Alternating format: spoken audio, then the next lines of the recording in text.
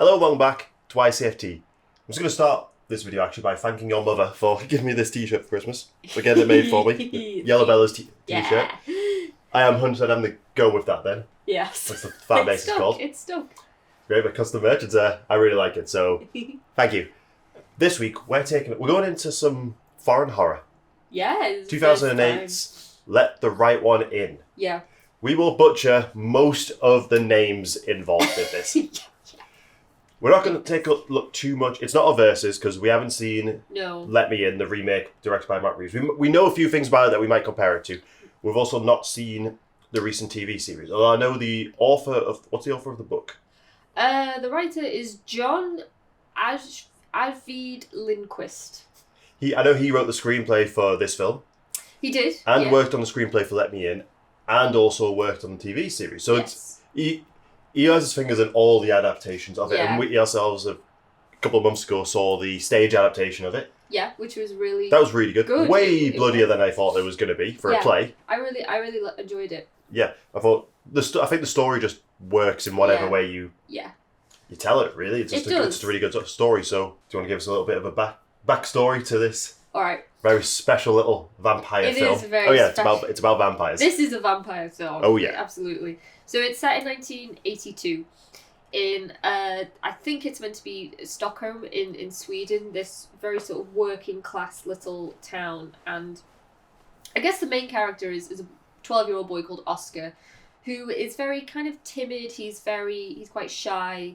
He lives with his mother, who his mum and dad are separated, and he's lonely. He's a lonely little boy, and he's kind of going through a lot of stuff. He's very sadistically bullied at school, like to a particular, very cruel point. Yeah. So it's very much a coming-of-age tale for It's a coming-of-age Oscar. tale, and he's also interested in true crime. There are a sling of recent killings in the nearby area, people being found drained of blood. And then one night, a young girl and presumably her father move into his apartment block. And he befriends the girl, who's called Ellie. Ellie says that she's 12, but she's been 12 for a very long time. A couple hundred years. A couple of hundred years. Ellie is a vampire. And she and Oscar form a very, very kind of beautiful bond throughout the course of the film. It turns into a very sort of childlike, innocent romance. But of course Ellie is a vampire, she's a predator, and she has to feed. Yes. Oscar doesn't find this out for a while. No, he doesn't. And he doesn't. Just talking about how Oscar's kind of set up. He is very sweet, but he has a dark potential. I think because the interesting thing, his scrapbook is also full of weapons. Because he is, like I said, he is bullied a lot. We see him, he's practicing. He fantasizes about fighting back. Yeah. And his home life isn't great. Again, cinematography throughout this is incredible. We have stunning. a lot of pitch black skies against beautiful white snow. Yeah. And then whenever you see blood on snow, blood on snow is just beautiful. Yeah. Anyway, so the film looks incredible, and the way a lot of the shots set up, Oscar's mum isn't, when they're in the same room, she's never quite in focus, or a lot of the time she's actually in a separate room to him. Yeah. Just to show that separation. And there's a distance. When he does go to his father's, you can tell his father loves him, and he kind of comes out with shell there. He loves being at his father's. Very much implied that his father was a drinker. I honestly, the play also kind of gave me this. I don't know what it's like. Again, we've not read the book. No. I've talked to people who have read the book, who love it. I got the idea from the film just because his dad's friend came in. I think his dad might be gay. I think that the play definitely pushed for that idea. Yeah, but I also it also came to mind when we were just watching the films. I think I felt the same as well. Yeah. There's basically the dad, one of his friends comes in and they start drinking together, and I guess you could interpret it in one of two ways. Either Oscar immediately kind of becomes a lot more subdued when this friend arrives, his dad's friend, and either it's because he knows they're going to start a heavy drinking session, or it's because Oscar can maybe sense that he's now been put on the back burner because this friend is particularly special to his dad. So I don't know. It's a little bit ambiguous, but not overly important to the story. But I just find it interesting setting up Oscar. It further serves to isolate him from those that should be nearest and dearest. around him. Yeah. Eli has essentially a Renfield type character as well. Yeah. Who called... I'm going to get Hacken. Hacken. Yeah. Who's an elderly man. You instantly assume that is her father. And he is the one who gets victims for her. He's basically like the familiar, I guess. Yeah. He's the one that's keeping an eye on her. He's looking after her. Yeah. We'll get onto him a bit more interesting because the discussion around him, I think, is very, very interesting. But as their romance kind of intensifies, because they're often described as like a mirror of each other. It's like he's, like you said, just extremely innocent, but has a dark potential, where she is like a dark creature who sees the innocence she used to have in Oscar. Yeah. I think it's also because the book specifies that Ellie is from the 18th century. She's been a vampire for a very, very long time. And I think it stands to reason that even though she is still 12, and I think in this particular story the rule is that, the age that you become a vampire, you're still stuck in that particular mentality. She's never really been able to mature, physically or mentally. So there's still something of the 12-year-old in her. But because she's been around for 200 years, she's seen a lot of humanity. Like, she knows, she can recognise the good and she can recognise the bad. And I think what draws her to Oscar in the first place is there's like a little bit of kindness that he's able to evoke from her. Like, she takes pity on the boy. Yeah. She takes pity on him, and she's the one that tells him, like, when they hit you, you need to hit back. She's like, that's the only way you can deal with people like this. And it's her that kind of gives him that confidence to toughen up, essentially. I also want to talk about, like, the vampire side of this, because it's not exactly, like, tropey. It's quite an interesting way of, like, doing vampires and their mythology. Like, it does away with a lot of the conventions. Yeah. Keeps a lot of the core ones. The one I really like is, it's the simplest ones. When Oscar first meets her, I said she smells like death, essentially. Yeah. She then goes and kills a man in the street. She does, which is that scene. It's so good. It's sad. Yeah. I don't think she doesn't enjoy killing. She doesn't enjoy it. She bites the guy, snaps his neck, and then there's this moment where she just kind of lingers on top of him, like. Yeah. She didn't want to have to do that. Well, I think that's why Hakan does the killing for her. And brings her. Yes, yeah. But as soon as she's fed, next time she's like, how do I smell now? She's like, oh, you smell fine. You smell fine. She's had a fix. I find that is interesting. So we know she's stronger. She can climb up walls. But she does attempts to kill a woman. A young woman. And she is like... Not young woman, but... fought away by the husband. And then we see in real time what the vampirism is like in this. Yes. So, weirdly, that cats don't like you. I think they can sense. They can sense. Like, they can sense something evil. Quite right. There's sunlight. Yes, aversion to sunlight is very strong. Yeah, like, in this. Literally, like, this woman like bursts into flames inside the hospital. Incredible scene. It looks so good. Like, I think in the book they describe it as the town as a town without God. There's not a single church in this town. No. So they almost like had no preparation for what this is. No, not at all. Now, the word vampire is only used once, and that's when Oscar Finders ask her, "Are you a vampire?" Vampire. She can't enter rooms without being invited. Hence the title. Yeah, let the right one in. There is a scene where she tries to prove to Oscar what she is, and he asks her what happens if I don't invite you.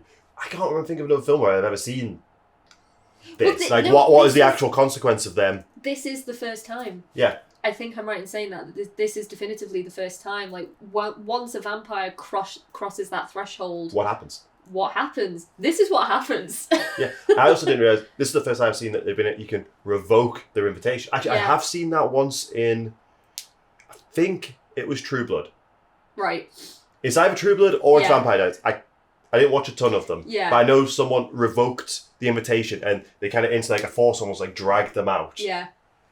So there's the only two examples I can think of. Right. This one's like almost like she starts like combust and just bleeding from every orifice. Combusts. And he just panics immediately. What I also really like about that scene is, like, they haven't had a falling out as such, but he knows at this point that she is a vampire. Well, and he's a little bit intimidated. Because he tries to do a blood bond with her. He tries, and then she does, like, she goes full vamp. probably one of the greatest like scares in this film. Actually, it's kind of when you look, she's almost like an old woman. Like, yeah, she's licking his blood off the floor, and then she looks up at him, and her face is just contorted, and it is pretty, yeah, it's spooky. But when she goes to see him later on, and he says, come in, and he does this like almost cocky thing of, like a dog. Yeah. Like, come on in. It's like this kid is so. Your heart goes out to him because of what he goes through. But he is he's a little cocky kid at the same time. And that's what I really like about the characterisation of him. From the moment he meets her, he slowly starts to get more confident. He does. He takes weight training classes because he wants to. He does, at one point, fight back against his bully. He does. Oh. And basically takes his ear off. Oh my god. The look of elation in his face as well. Like, he's finally done it. Like, the adrenaline.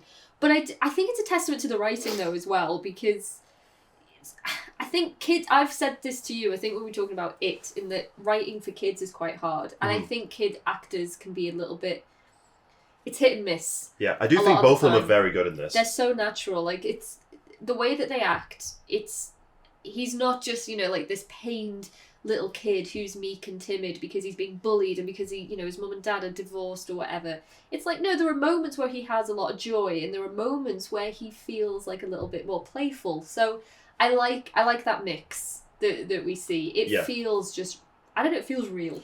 Also, it feels really real. I love the Swedish language. Right? Yeah, it's this, listen to this. I don't even know if there is a dubbed version, but we watch it just subtitled, and it just adds to the whole aesthetic. I think it's kind of an issue I had with the play because some of them were speaking with a Swedish accent, some were speaking with a very Manc accent. Manc accent. The Manc comes into play really well towards the end, but I was like, I like the Swedish side of it. Yeah, for sure. So, I want to talk a little bit. Well, two things in particular, like Ellie's gender. Yeah, we got and to talk then about her relationship with Hakan, and what that could mean for Oscar. Sure. So we found out recently this isn't included in Let Me In, the remake. One. It's not a plot point. It's discarded, basically. Yeah, it's more like it's in this film. It's not concentrated on, but it's in there just to pay homage to the book. To the book, yeah. Because there is a scene where she says, "Would you love me even if I wasn't a girl?" Yes, a very sweet moment where they're in bed together. Yeah, and then we see another scene where we see that she has no genitals. There's a massive scar. There's a scar, and that's all. That's all we see in the film, and we know from the book and analysis of the book that we watched. And Wikipedia that Elias was a young boy who was castrated before puberty. And before he was turned. So when he was turned, so basically he's androgynous. They are androgynous. He doesn't identify as a male or a female, but doesn't correct people when they assume that they're a girl. She calls herself Ellie. Yeah. And because she's essentially trapped before.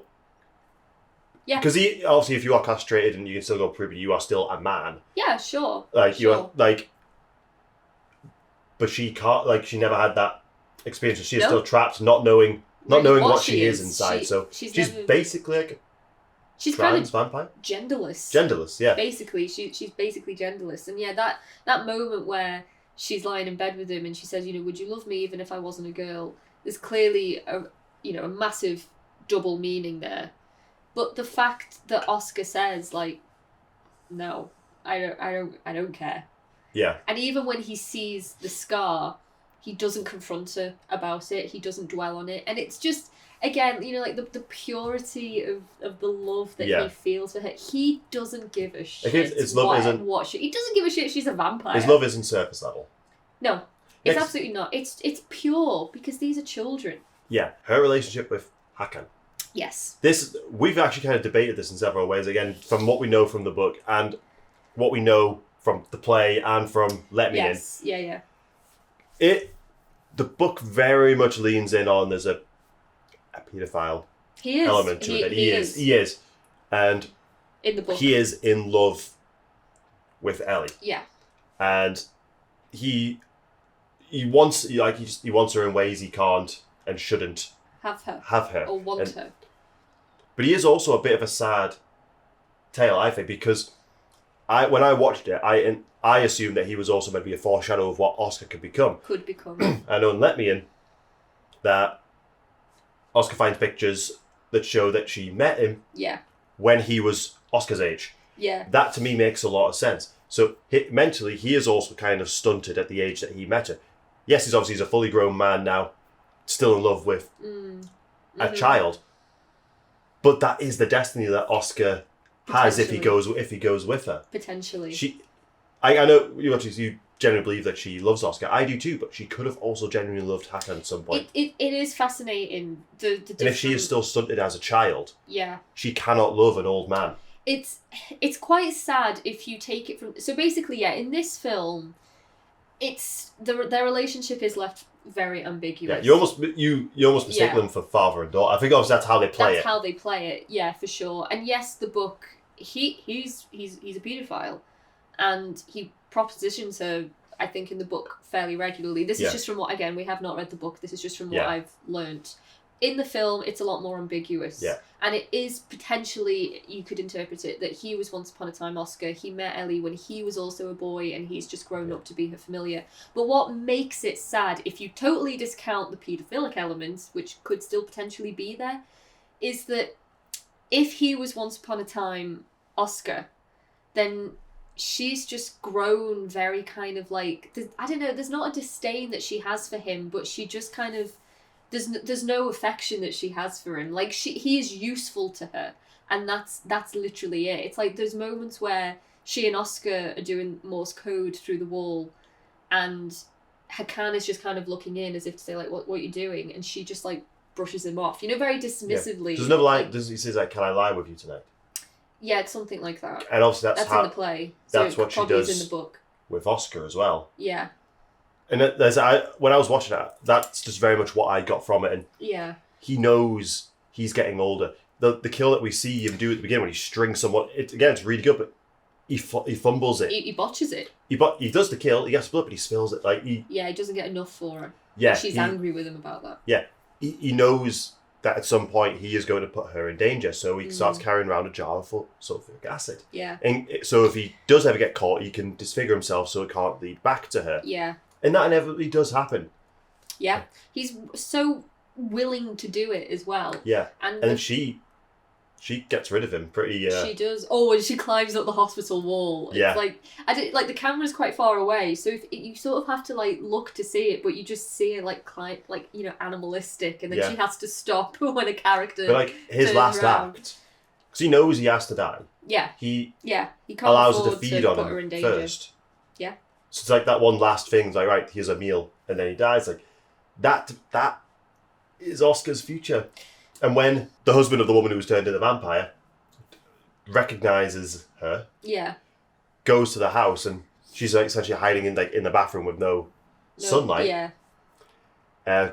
Oscar sets her on him. He alerts Ellie to the fact that he's there and that she's in that moment. He is now destined. He's complicit. He's complicit, and he is destined to become Hakan, in my opinion. In your opinion, yeah. That's how. I think no matter how sweet the story is, and I do think it has a very happy ending. There is unless she turns him. She needs somebody.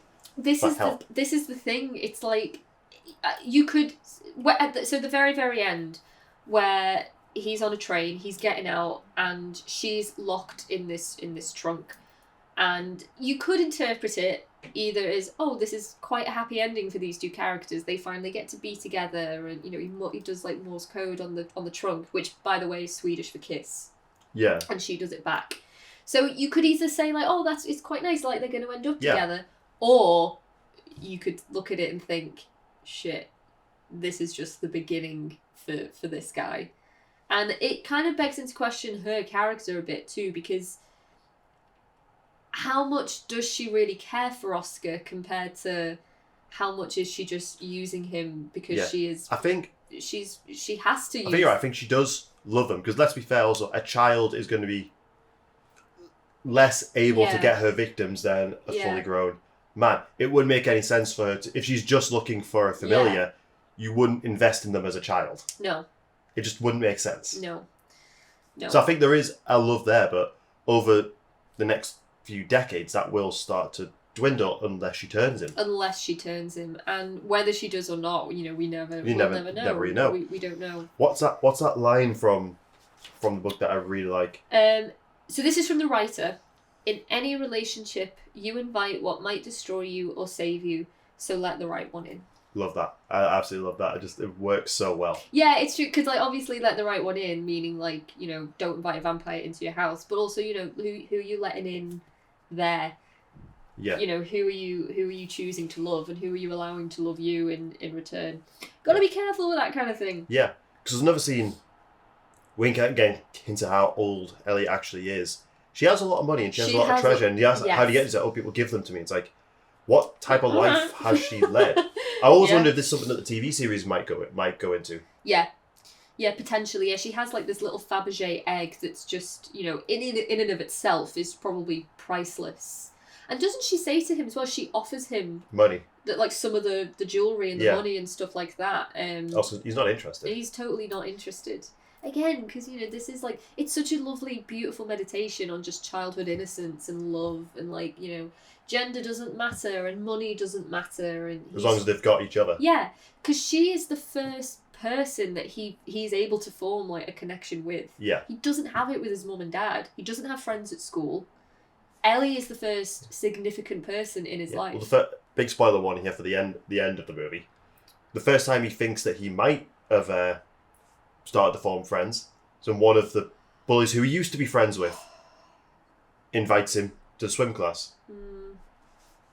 And it's a great. It's amazing! So good. It's an amazing scene. I think you said you watched Shudder's like top 100. I did. Scares of all time, and it's on there. It's on there. I can't remember what number it is. It was fairly high. Things it's unexpected. It's unexpected. The thing is, I don't know again how scary it is necessarily, but it's just so compelling. I think it's watch. More like, it's like enchanting to watch. The older brother of his bully, basically comes and is willing to kill Oscar. Basically, Oscar that's what I mean. He's sadistic. He's in such a vulnerable position because he's just in his swim short. He's just in the pool. He can't escape. Yeah. And he's basically told, you'll only nick him. You'll take an eye, or you'll only nick him if he can hold his breath for 3 minutes. For 3 minutes. And it's virtually an impossible task for anybody. He says, like, that's impossible. He's like, well, I'll take an eye then. And holds his head under the water. So the scary part of it is, this whole scene now is just looking at Oscar's face struggling under the water. And that's when she strikes. Yeah, so Ellie at this point has left. She says goodbye to Oscar because she knows, like, she's done without the help of her can. Basically, she's killed too many people. She's left too many witnesses, or, you know, there's too many bodies basically in her wake. So she realizes, like, I need to get out of town, and I need to say goodbye to you. As much as it's going to be hard, we need to do this. It's best for the both of us. So Oscar's really upset, and he thinks that she's gone, and Oscar's being held under the water, and you just see limbs being thrown into that pool. You see the blood emerging. You see the hand that's holding onto Oscar's head suddenly just... The best one is when you see just the feet drag the length of the pool. Yeah, you do. And he's totally oblivious to it. Because he's...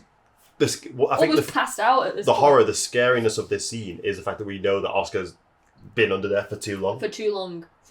So and just a massacre happening around him. Again, it could have also been really cool if we saw it happen. But I think it's more effective and scarier that we didn't. Because you're almost holding your breath along with Oscar. Oh, you totally are. Yeah, and I think that's where the horror of that scene comes from. Yeah. And then... But she also kind of like, in that moment of saving him as well, as destined that you have to come with me. Well, I think the moment just directly after that, so where he I think, does she bring him back up, or does he just naturally float up? But either way, he kind of submerges from the water and he opens his eyes, and the smile on his face when he sees her. Yeah. That is, like, tell me that's not the look of love right there. Like, that is just total adoration. And then there's a lot of close-ups in this film as well, especially when it's on Ellie and Oscar. And the camera just focuses on her eyes. We don't see her whole face, it just goes straight to her eyes. And there's blood flecks all over her. Because is that all that he notices? I think that's all so. He's looking at. And you can you can tell if you look at someone's eyes if they're smiling or not, or if they look quite kind or happy. And just by the look on her eyes, you can tell that she's, like, maybe returning that smile as well. And I think in that moment, yeah, you're right. It's like, I will do anything for you, but you need to stay with me. Yeah. All the way. It's like an unspoken kind of promise, I think. That seals the deal. That moment right there. And he's totally oblivious to the bodies and like the massacre, the carnage around him. What's scary is there's one alive. Yeah. She does leave one. But he's the one, interestingly. So basically, I think his main bully is a guy called Connie, I think, from what I remember. And Connie also has his little minions.